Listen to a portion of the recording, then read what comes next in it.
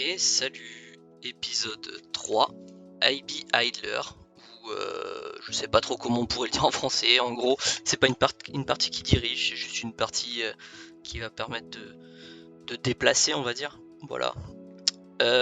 C'est aussi l'épisode du début des problèmes logistiques, on va dire. À savoir que là, par exemple, je n'avais qu'une caméra qui filmait, la deuxième, je ne sais pas pourquoi elle a pas filmé. Ensuite, celle-ci s'est arrêtée visiblement en cours de route, donc vous allez avoir le début de l'assemblage avec mes petites explications, et puis pour la fin, ce sera que sur la doc avec éventuellement quelques petites explications, et puis voilà. Alors tout d'abord, on va venir récupérer nos petites pièces plastiques, ainsi que les roulements et les rondelles. Le tout va être maintenu par des vis M3x35.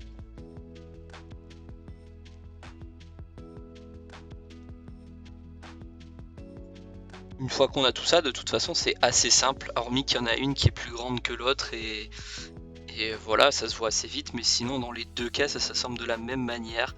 Ce sera une rondelle, les deux roulements qui se font face, puis une rondelle. Que ce soit une partie ou l'autre, c'est pareil. C'est juste que forcément il faut mettre la plus petite pièce plastique avec la plus grande pièce plastique et la plus grande avec la plus petite. Enfin voilà, ça se voit assez vite de toute façon, rien de bien compliqué.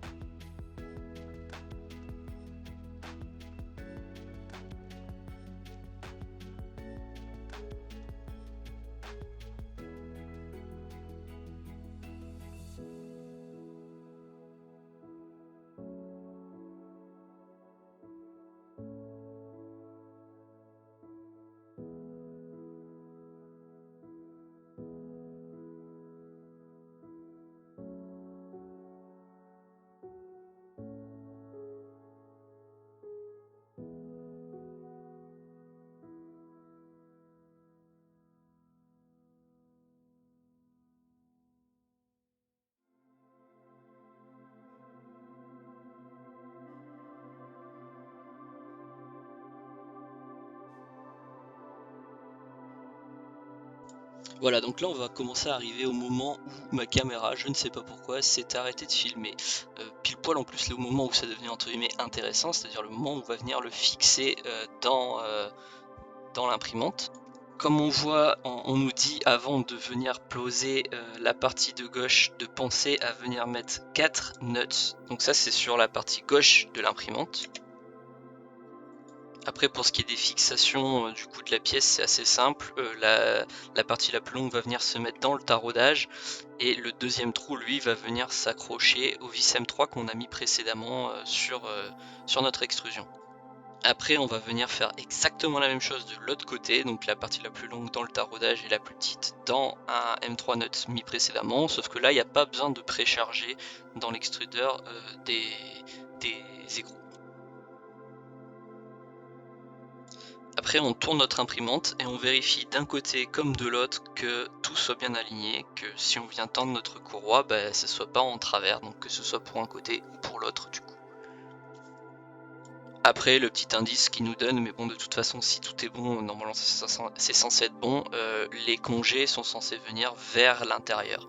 Donc ça fait des pentes vers l'intérieur de l'imprimante.